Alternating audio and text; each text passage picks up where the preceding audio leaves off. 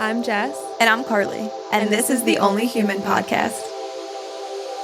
I could just feel that I was like so out of alignment with myself and my values. I felt so empty. I started to feel like a shell of myself. That was so debilitating for me, like that fear of putting myself out there and just the fear of like letting people in. We have our emotional support water bottles. Yeah, we do. Now we got the giggles. Yeah, like give me my piece. No, I'm kidding. What'd you say? Yeah. Give me It's not all episode. about you. It's not all about you. I'm just kidding. Because like we always say it's so interesting how like we're opposites that way. Yeah. So, but in terms of like if anything's silly, goofy, is there anything we can like laugh about? Maybe? I don't look like Princess Leia anymore. I look like a clown. Well, I'm gonna say like you can't see it, but there's a shit. I'm actually an amputee. Can you let us know when we're rolling? I think we're rolling already. Oh, perfect. Got that. Although that shoe is throwing me. Yeah, so I don't funny. know if I'm gonna keep it. I think See, I'm gonna my put it thing back is, on. if you don't want to stay like that the whole I episode, know. then you just have one sock out. I'm just a fidgeter. I'm so a like I fidgeter, wouldn't be too. able to sit like that. Like yeah, that's like that's the hardest part about this podcast is finding a comfortable seated position for the length of the episode. Because they're so long. My gosh. They're so long. We won't stop talking. Yap. So obviously last week I was in the hot seat and we talked a lot about singleness. Actually, it was for the last 2 weeks. Oh yeah, because before that we did the hormone journey. Yeah. And I was like, it's about time that I start talking. Jess is No, I'm feeling kidding. left out. She pulled me aside and said, listen, I'm not in this anymore if I don't get my episode. And so I said, the all right, only fine. thing that I can talk about Is her relationship. So even if you didn't want to hear about it, you're going to hear about it now. We'll give you your time. Oh So, my gosh. No, I'm genuinely very excited for it because especially coming off of the singleness episode, we always talk about how we're similar in a lot of ways, but we are different in a lot of ways and our lives look very different. Yeah. And one of those ways is the fact that you've been with your husband for 11 years. You've been married for 1. And I'm as single as they come. And so I think it's so important to like make space for both of our voices to talk about our experiences. And I obviously have known you and Ant for a little while now, not a super long time, but I've come to so love and appreciate your relationship. And I love hearing about it and like the dynamics of it. I truly think you guys complement each other so well and are just like the gold standard for what it looks like to really like accept somebody and meet them where they're at and grow with them.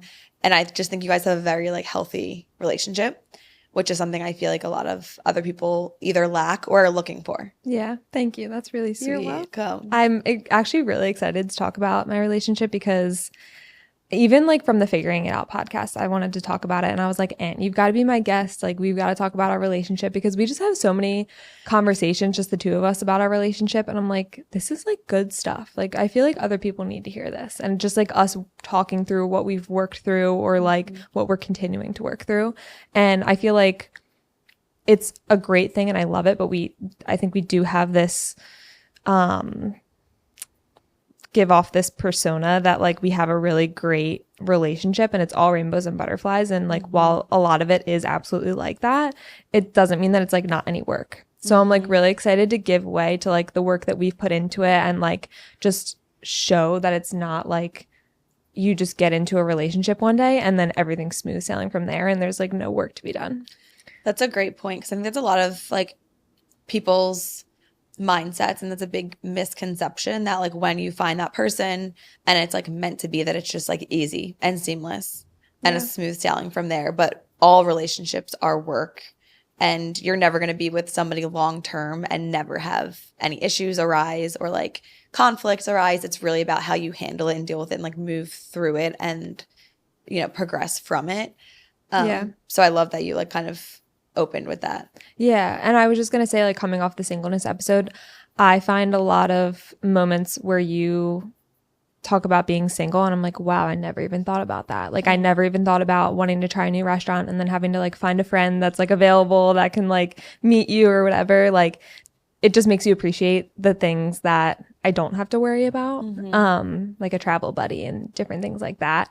But then I'm sure there are things that I'm going to say that you're like, oh, wow, I don't have to like go home and like deal with someone else's BS sometimes, or like have things that affect me too, and not just be able to like go on with my own day or whatever it is. You know what I mean? Yeah, that's so true. Yeah. But I think it's important to talk about because, like we were talking about the modern dating scene, like I think people are just like, they have really high standards, and the minute that something's not perfect or they have to like work for something in the relationship, they're like, I don't want it, because you don't see, you know, the other side of all the healthy relationships. Yeah. I also think that's just how we've become as a culture, especially in the last couple of years. Like, this is not at all related to relationships, but look at what ChatGPT is doing for college students right now. Like, they will never know what it's like to stay up all night writing a 10-page paper, or like studying their ass off for an exam.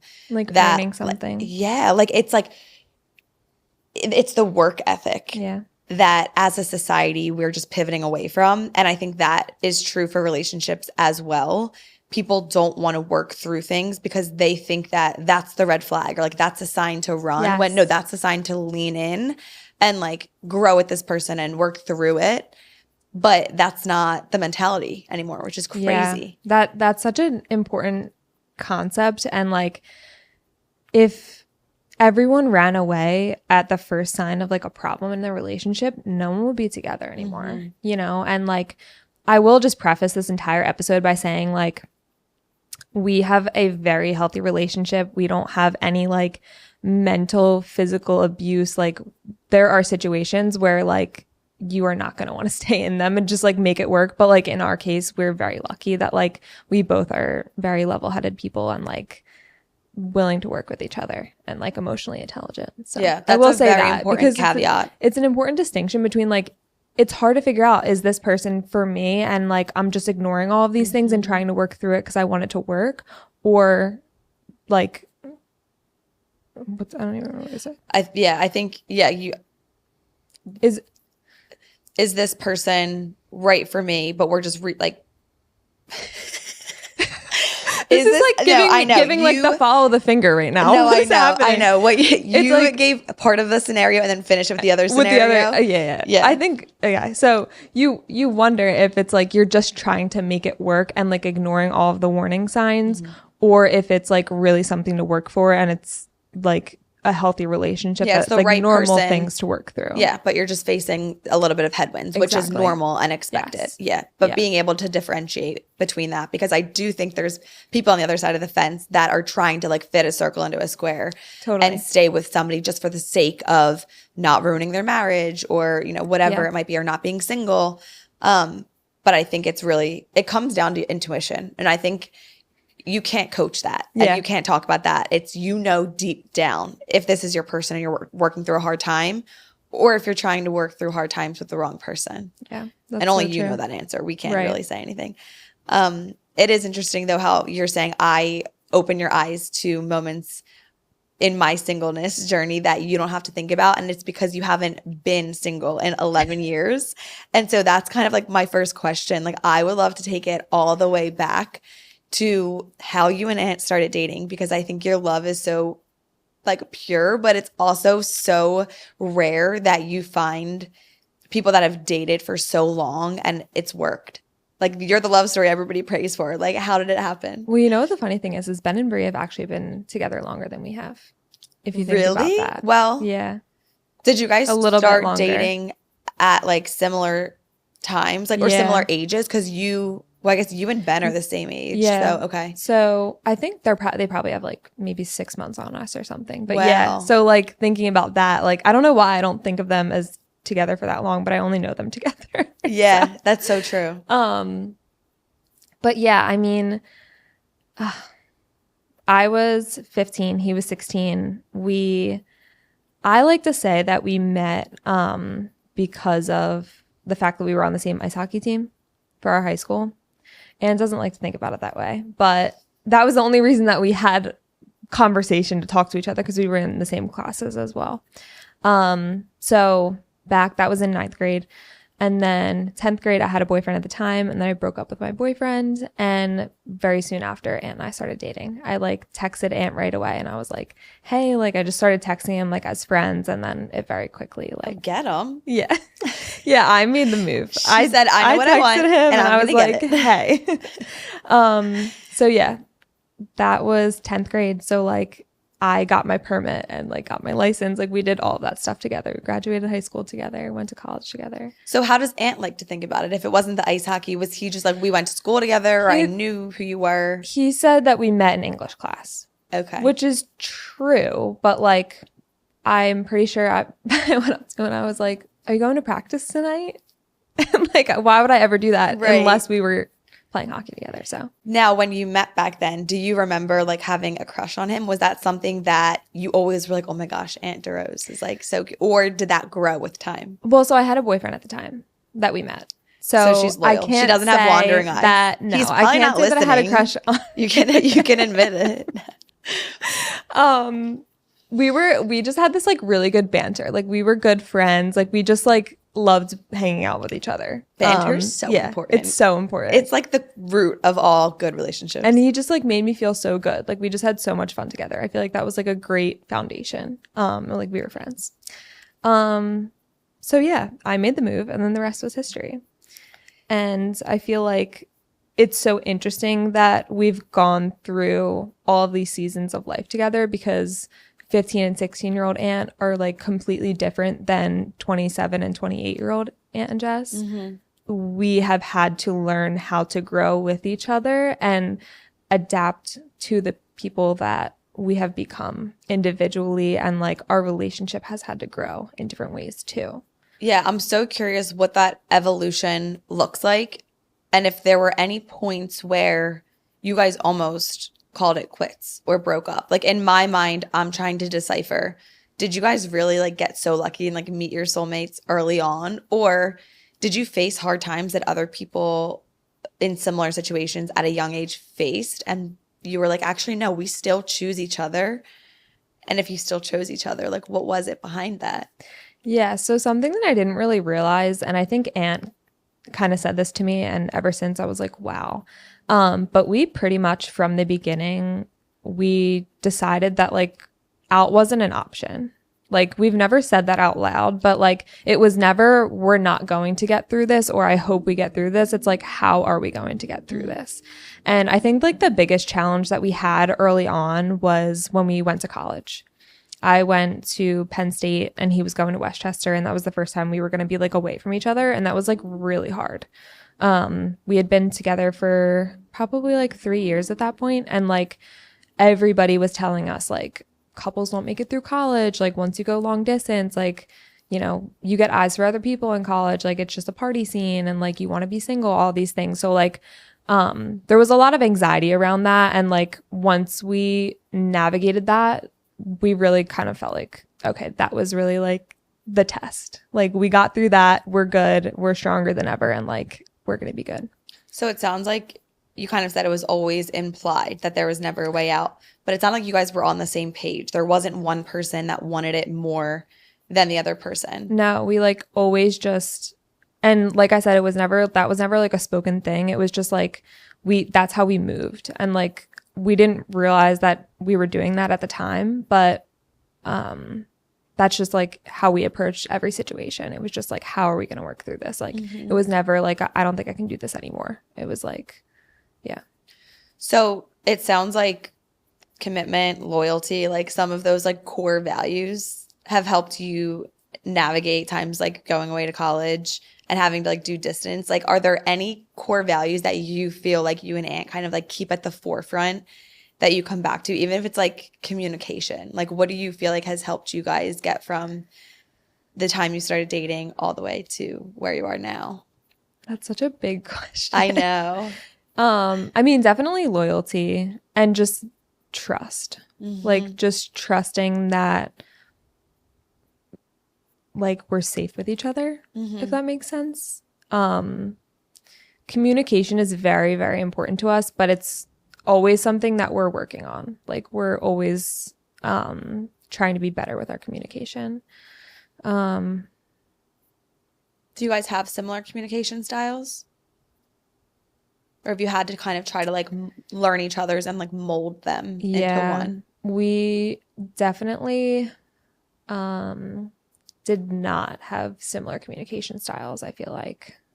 It's so hard to remember like where we were at when we were teenagers, but I definitely was like very stubborn and did not want to admit that I was wrong a lot. And like that had caused a lot of turmoil at points, but I have since like had so much empathy for like the person that I'm like fighting with, if that makes sense. So if you were a little bit more stubborn, does that mean that you could be like more vocal and like stand your ground? Like I feel like sometimes people are more avoidant, and I feel like that's equally not beneficial in a relationship because yes, while stubborn is not great, at least they know where you stand, right? Yeah. Whereas other times I feel like you're like left guessing what the other person wants or needs. And some people just like shut down when they're not happy. So do you feel like you've been able to like vocalize your needs like throughout the years and like be open within? Or is one of you more like avoidant personality type? I feel like we both struggle with wanting the other person to just know what we need. And that's like, I feel like something that we've always worked on and are always going to be working on, because you would think after 11 years, you would know what someone needs. But sometimes I don't even know what I need. And every single day it's different. Every single situation is different. So what we've been trying to do most lately is just tell each other, like, I need this from you, or I need more of this from you. And then giving that person the chance to actually like meet the need instead of being then double annoyed because they don't know what you need and aren't providing it. You know what I mean? It's like giving them that like, this is what I need for you. I just like, sometimes I'm just like, I just need more love. Like, I just need more like physical touch and like words of affirmation. Like, I just like need to feel a little extra love. Are those your two love languages? I have I literally have every love language. Really? Like, that you like to receive or that you like to give? both. Like, I feel like I like to You're receive. just a lovable person. No, it's so hard. I feel like I need to receive every single type of. Oh, so you're needy. Yeah. Like, I'm like, I want you to do acts of service, but also I want you to cuddle with me. And then I want you to tell me how much you love me. And then I just like, I'm not really a gift person. Like, I'm not. I hate gifts. Yeah. So like we can cross that off the list, but otherwise, like, I don't want to say I'm hard to please, but I feel like I need all of them sprinkled in. Sprinkled in. That's the, you don't need all of them consistently. Yeah. You like a little variety. There's nothing wrong with that. What about Ant? Do you know his love language? Have you ever like actually taken the test? Or are you guys just speculating? I don't think we've taken the test. I feel like we definitely talk about it a lot though. I feel like his is words of affirmation. Okay. I like to give a lot in like acts of service because like that feels really natural to me. But like that doesn't really like, although he appreciates it, I feel like that's not like the way that he likes to receive love and like feels most loved. So it's really a hard line between like, this is how I feel loved, so I'm going to show you my love that way. But like that other person, like you just keep missing each other. That's a real thing. People talk about that. Like the way that you like to feel loved is naturally how you are more prone to give it. But if your partner doesn't receive love that way, then it's kind of like falling on deaf ears almost. It's like that's not what they need in a relationship. So it's like bringing it back to communication, because all things lead back to communication. It really is about having that conversation of, okay, I did this in effort to show you love, but that's not how you receive it. So that, yeah, and like vice versa. Need? Yeah, like I need this. And I don't think there's any shame in that. I think giving them the opportunity to like give it to you. And if they don't give it to you, then that's one thing. But like giving them the opportunity, because sometimes like I feel like I'm a puzzle. That's hard to figure out. So I've just learned to like tell him what I need. I love that you led with that a couple minutes ago, saying that you guys just communicate, hey, I need a little bit more of this right now, because it takes the guesswork out of it. And I think a lot of people look at partnership and you grow to know and love your partner, so you should naturally anticipate their needs, when that's not the case. I think that's sometimes the expectation, especially on TikTok. I'm just like thinking about like silly videos of like, I said I wasn't hungry and then my man came home with Chipotle, and like that's why he's like my husband or whatever, because like he anticipated that, which like yes is sweet, and like sure, I'm sure like Ant does stuff like that, like but at the end of the day, it's not somebody else's job to always be anticipating your needs, and you're kind of like setting yourselves up for failure if you're not able to communicate, because nobody's a mind reader. Like, you could be soulmates with each other all the time and still that person is going to fall short if that's the lofty expectation you're putting on them. That's not fair. Right. Because I just think about like, I feel like I used to be that way, where I would be like, I'm not hungry. But then you like secretly want them to like bring you something, but then they don't. And then you're upset, but like they have no idea that you actually want it. Like, so that's where I'm like, I feel like I have learned to give him so much grace and have so much empathy for him to be like, what would it be like on the receiving end? You know what I mean? And trying to like communicate that way. Totally. It reminds me of like girls that are like, no, we don't have to do anything for Valentine's Day. And then Valentine's Day comes and they're like not doing anything. Yeah. Personally, I'm a big proponent of stating your needs and just being so open and clear and transparent. Yeah. Like, there's no need for like tests or mind games. The test is, I'm telling you what I need. Are you gonna give it to me? Are you gonna rise up? Like, that's the test. Yeah. Like, here's the answer key. Are you going to do with it what you need to do? Yeah. And that's enough. Life is complex enough. We don't need to add that. I know. I'm curious, as a couple, if there are any like boundaries that you guys have ever had to put in place, whether it be with each other, with the outside world, because I think when you are growing with somebody, you're kind of seen as, it's like, you're the team, right? It's like you guys against the world.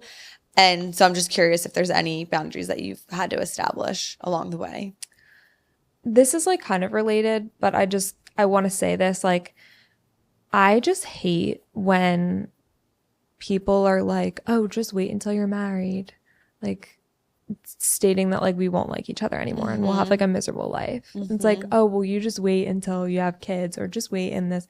And like, I want my boundary to be like, keep your shitty marriage to yourself. Yeah. Like, don't project that on me. Amen. I feel like the guys get that more than the women do, but still, it's just like, I don't know if it's yourself. Like, do they actually feel that way, or is that a bit? Are the men just out here all telling themselves that they hate their wives and like marriage is terrible? And like, because I used to hear it all the time at work. Oh my God. And I'd be like, I think you're in the wrong marriage then. Like, I don't think it was intended to be this way. It's not a flex. No, to talk shit on your wife to other people. Right? Yeah, like, you're just not meeting her needs, hon. Like, I don't know. Look inward. Do it in a mirror. Use it. Oh, that's a good one. As far as boundaries that we've had to set for each other, something that we've kind of talked about recently is basically like asking permission to vent to the other person. Because very easily when you meet up with each other at home after a day of work or whatever it is, you want to like decompress and like, if there's something bothering you, like, your partner is your soundboard, unfortunately. And we have found that like it's really exhausting at times. And sometimes the other person is not in a place to receive it. So what we've been trying to do is actually to like literally ask permission and be like, hey, I'm really feeling like I need to talk about this. Are you in a place where we can like talk about this together? And then allowing that person to say yes or no. And then there's permission. So if the person were to be like, no, I just don't have the headspace, what does the course of action look like from there? Is it like, okay, well, can you come to me when you are feeling ready to talk about it? Or is it, okay, no worries, I'll try again tomorrow? Like, do you guys ever say no? And if so, like, what then? I think we've never said no, because I personally am like, I would love to like help you through this, but like, I don't want you to trauma dump on me. So like, just asking the question, that actually opens me up more than anything could. Now I'm ready to listen and ready to help you. But yeah, I think if someone was not in a good spot, they'd be like, no, but like, can we talk about this tomorrow? Or like, maybe, after this or whatever. But yeah, I mean, like I said in the last episode, like, you can just become each other's therapist, and it just like really isn't good for a relationship. So we've just been, like I said, trying to say like, before trauma dumping, just it's mostly like about your day or whatever it is, just being like, hey, can you like, are you in a spot where you can like listen to me about this, because I just like really need to talk about it or need to vent about it. Do you guys ever struggle with the balance of being a listening ear or being like an active soundboard that's like giving advice. Do you ever are have you a fly on the wall in our house? No. I know though I struggle with this as a friend. When people come to me, I'm always quick to problem solve. I always want to provide solutions. Sometimes they don't want solutions. So I'm actively trying to just get better at being like, hey, do you just need to vent or do you want me to try to work this out with you? Because I always lean towards working it out. So I would love to be on Fly on the Wall. Is that an invitation to come peer in your windows? That's actually really funny because this was like a really big thing for a while where I am just a problem solver. Like come to me with a problem and I'm going to fix it. Yep. It's not my problem. I don't care. And now it is my problem. And I'm going to figure out a way to fix it. And so I feel like I saw this video and it was like, it's like asking your partner, like, do you want comfort or solutions? And it like literally is just one of the two. And that's such an important distinction, like you said. So a lot of the time, Aunt would want comfort and I would force solutions. And it's just a literal hamster wheel because he's not getting his needs met. His needs met. His needs met? He's not getting his needs met. And I'm like, why aren't you listening to me? I'm trying to fix this. So that was like a very, and that was like on my part where I wasn't understanding that. And I feel like we had to come together and be like, why isn't this working? Like what's like going wrong here? And it was the fact that like, I was just trying to like solve, but that really wasn't what he was looking for. So yes, that's very difficult. And it just comes down to communication. Like being like, this isn't doing it for me. Like, this is what I need from you. And then also just like bringing in that like permission, like, are you okay if I talk with you about this? Because it just really like your lines get so crossed between your therapist, you're a husband, and then you're like, there's so many different roles and like without boundaries, they just all mix up into one. And sometimes it's like not for the better. Yeah. Yeah. I completely can see that. And always bringing it back to communication. It sounds like you guys are really good at asking that question up front to kind of like level set and lay out all the expectations. And maybe Aunt does need a solution one day, but maybe most of the time it's just somebody to comfort him, and knowing what she needs which day is so important. You mentioned roles, and this is a question that just pops in my head, but I'm so curious. Do you guys have roles in your household or in your relationship that like Jess is known to do this, Aunt always takes care of this?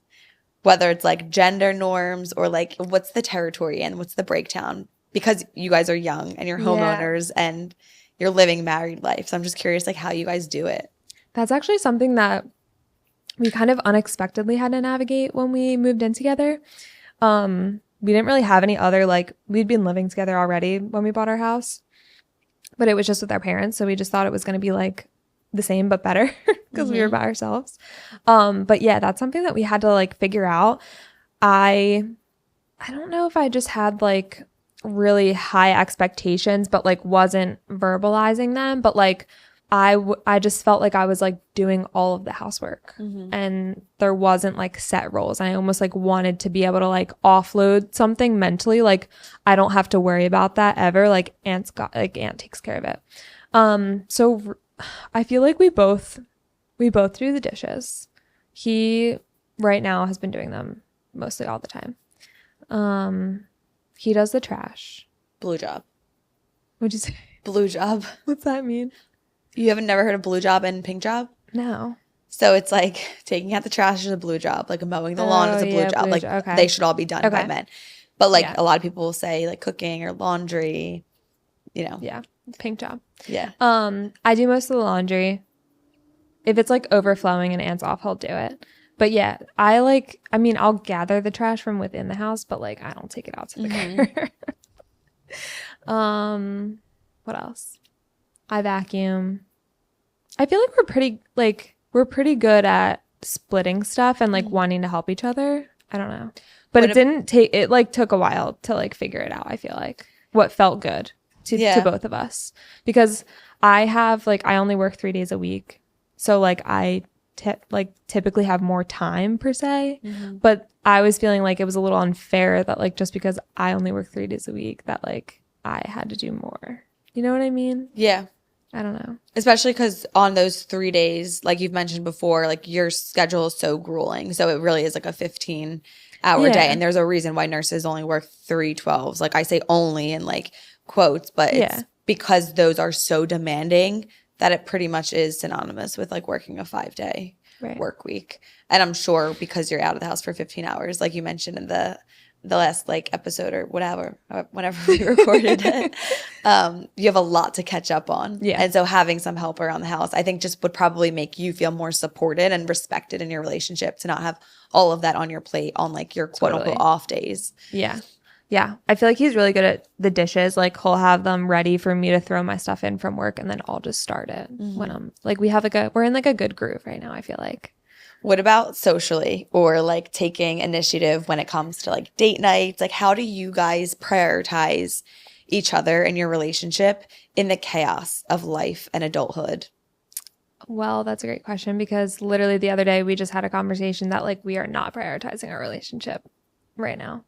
And that just like makes me think about how, you know, we both talk about like when we have kids and things like that and how we want to prioritize our relationship because it all started with us, number one. But number two, like we need to have a good relationship to be able to show up better for our kids, right? And like that's something that we feel really strongly about. And I was just like, we're not even prioritizing our relationship right now and we don't even have kids. So what makes us think that we're magically going to start like going on date nights and spending intentional time together? Like there's no way. So it's really hard to get lost, especially when you live with someone. Like it's unless you are super purposeful about it, it's really hard to get lost in like your day to day. And like you see each other and there's a distinction too between like being together and then like spending purposeful intentional time together. Like we're with each other pretty much every night before bed, but like does that count as being purposeful intentional time together? Yeah. You mean it's maybe easy to to some get lost, people, right? Yeah, like it's easy to just like keep going through the motions and then feel like we're with each other all the time. And then it's like, oh, well, now on top of this, we have to like go on date night and make purposeful time together. Yeah, you know what I mean? You could be physically with somebody, but not mentally with somebody spending quality time. It's the difference between unwinding on the couch, like scrolling TikTok on your unique phones. Yeah. Or maybe playing a board game or watching a show together, phones aside, and like making a little snack board and then like whatever, commenting throughout the show. Like purposeful time is what brings you closer. Yeah. Just time doesn't really do any good. Yeah. I mean, so to answer your question, how we do that, I think we're still trying to figure that out because we got a little bit lost between like both of our busy schedules and we're kind of just feeling like a disconnection. And like we do that, like we ebb and flow. Like sometimes we feel like we say we're on the same wavelength and sometimes we feel like we're not. And like we just feel it. And I think that's super normal. But like when we're not feeling it, we're like, okay, how do we like get back? And so this time we're kind of just like, we are not making time for like us and like doing fun things together.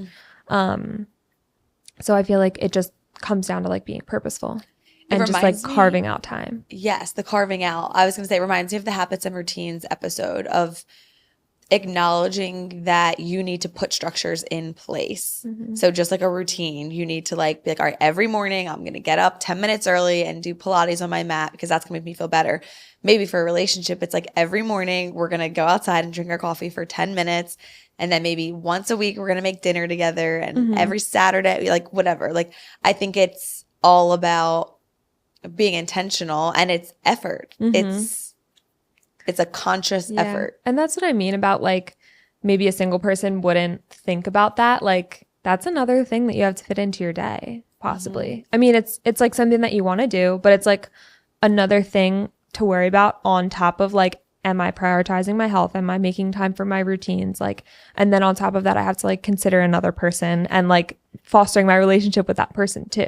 I'm the most scared for that. Like I can only imagine living alongside somebody, not only just when you're dating and making time for them, but then when you're living with them and your schedule, your habits, routines, like could potentially be like thrown off by them if they're getting up. I mean, you have to get up literally like 4 o'clock in the morning for work sometimes. And so it's like, if you turn the bathroom light on or make a little bit of noise in the room and Aunt's awake, and that's a very real thing. Like that's what happens when you live and you sleep next to somebody, or if, your husband is snoring. My mom literally is like always like, oh my God, I'm gonna kill him. Like, but it's like, yeah, you can't really do anything about that.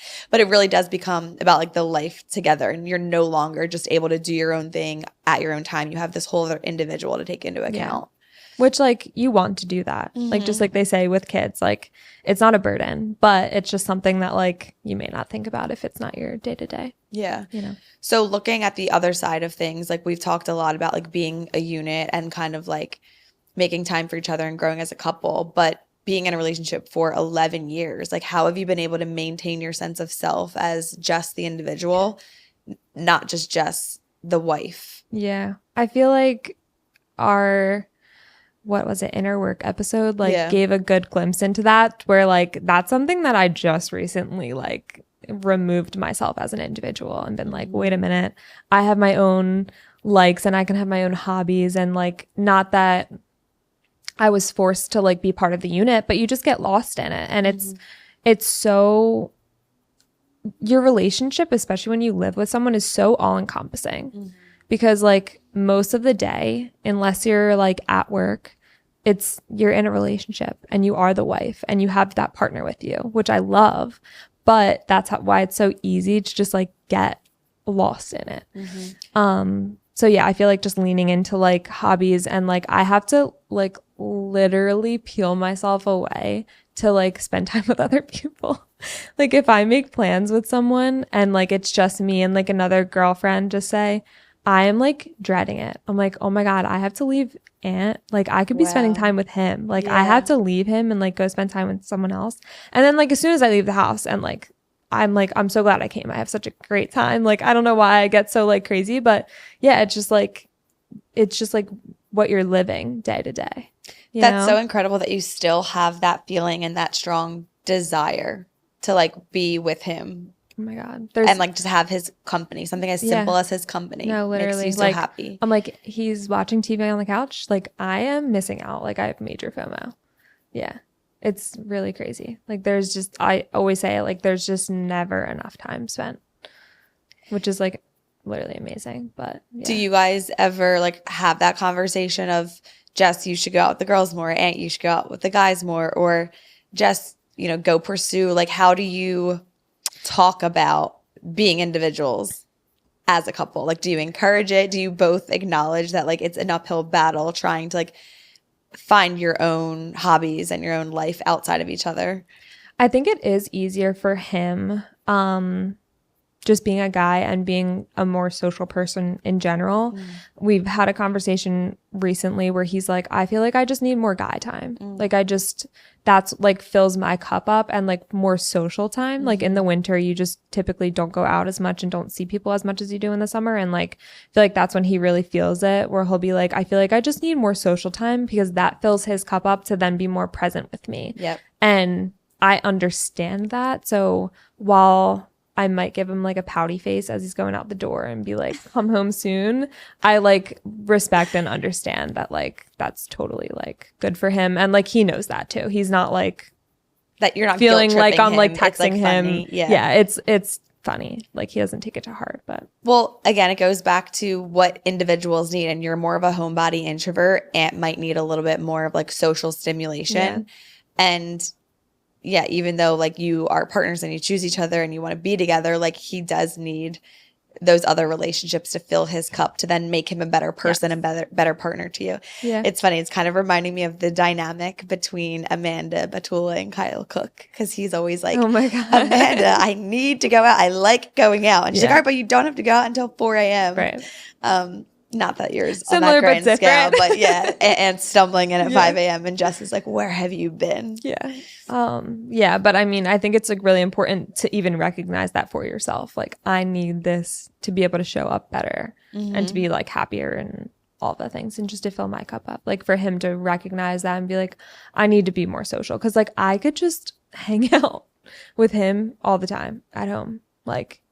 and he would go stir crazy. Yeah. Because he's like, I need to have like social connection and interaction. I'm like, I'm good, actually. He's like, could never talk to anyone again. And I'd be perfect. You're like, hey, do you want a vacation to this deserted island? And then our flight just might get canceled. And then he's like, I'm not going anywhere with you. Yeah. Is there anything that you feel like you have learned maybe about yourself, about love, about life? This is a very like open-ended question, but anything that you've learned as a result of being in this long-term relationship? The biggest thing that I've learned is that you have to like day in and day out choose each other and literally just like be on the same team. Like we remind each other that all the time, like especially when we don't agree on something or we're like having a hard time getting on the same page, like just reminding each other that we're on the same team. And like that's what it is at the end of the day. I think that what I've learned is that like it literally is possible to have a relationship where you're still like infatuated with each other 11 years later, even though like the older men may not agree. They're like, just wait until you're married for 25 years. And then it's like, no, like how much more time do you want me to give it? Like we've gone through so many hard times in our lives where like we've, you know, had to figure out who we are as individuals and grow through so many different situations. And so yeah, I feel like I've learned that don't listen to them. Don't listen to the old grumpy men who aren't in a happy marriage. Whatever feels true to you is true to you. Like everyone used to tell us like, you know, you're not going to make it through college or like, and we'd be like, no, we feel like we are, like to each other. We'd be like, no, we feel like we are, we're good. Like we're solid. But like those fears just creep in. Like you just feel like other people that have lived longer, have experienced more, just like know better. But like in the back of our minds, we've always been like, no, we know that like we're going to be together forever. And the beautiful thing about that is it's the two of you that are in the driver's seat. Yeah. It's the two of you that can control that. So as long as you're on the same page and committed to forever, nobody else's opinion, nothing that life throws at you, because kids are going to be difficult. Grief is going to be difficult. Like there's so much life to live. But at the end of the day, as long as you two have that same mentality, that's literally all it comes down to. Yeah. So don't stop until you find it. Well, that kind of leads me to that last question. But before we even get there, I was going to say, is there anything about your relationship or about the topic of relationships that we didn't touch on that you wanted to bring up or speak about? I wrote a lot of notes because I feel like I had like a good conversation about our relationship leading up to this last night. And I was like, oh yeah, these are such good thoughts. I don't want to forget them. Actually, something that you've said in a previous episode really resonated with me. It was just like being committed to understanding each other. And that's like something that, again, we've never like said that out loud, but it's just something that like we live by and practice by. And just like, if I'm not meeting your needs, like help me understand like how I can, you know, instead of being like, oh, he's not the person for me because he's not doing this. It's like, well, help him understand, help him like figure out what you need. Because men do be needing a lot of help. They do. And you're a puzzle, so he needs extra help. I was going to say, you heard my like list of ways that I like to be loved, so a little bit of this. You have to rub my head while you're cuddling with me, while you're telling me how much you love me, and the wash has to be in the washer. He's like, I need to just like literally clone myself. No, seriously, yeah. That's so funny. So. Wrapping up, I'm curious.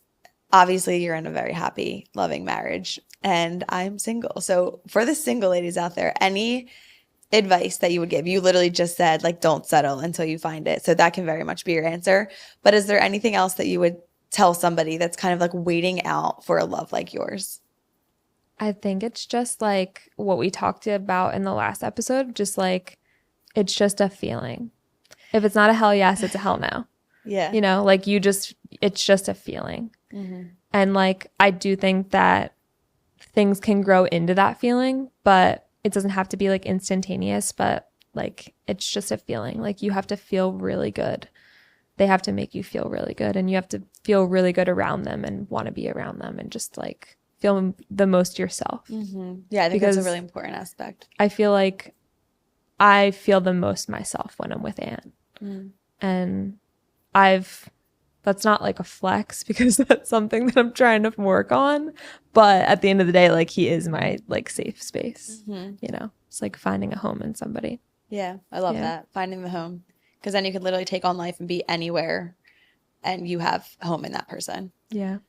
Oh, well, I love that. Thanks for opening up, telling us a little bit more about your relationship, letting me play interviewer today. Yeah, of course. Thank you.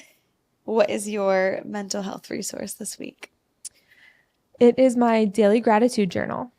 Okay. So it's a couple lines and each page is 3 years worth. So it's like every date and then 3 years. So I'm on year 3 now. So it's cool to be able to see like 2 years ago and 1 year ago what I was doing on that day. And it might not be a day that I would have like remembered because it was like so extravagant, but it's just like sometimes I'll write like me and Aunt had sushi and then we cuddled and watched the Phillies and I'm just like, oh, like just things that I wouldn't typically remember. It's like nice to look back on like all the nice days that I had. Yeah. It's called the Daily Gratitude Journal. It's literally just called that. Okay. Yeah, it was actually in my starter pack on our Instagram post. Yeah. I'll have to go back and look. I might get that. I'm in need of a new journal. Yeah. And it's just like short. It's supposed to be like, you could do bullets. Like it doesn't have to be like a journal entry. It's just like a little snippet. My friend actually just texted me this app that's very similar. Oh, I think I tried this. Oh, really? It's called Future Me. Oh, no. So she said, I'm trying to find what.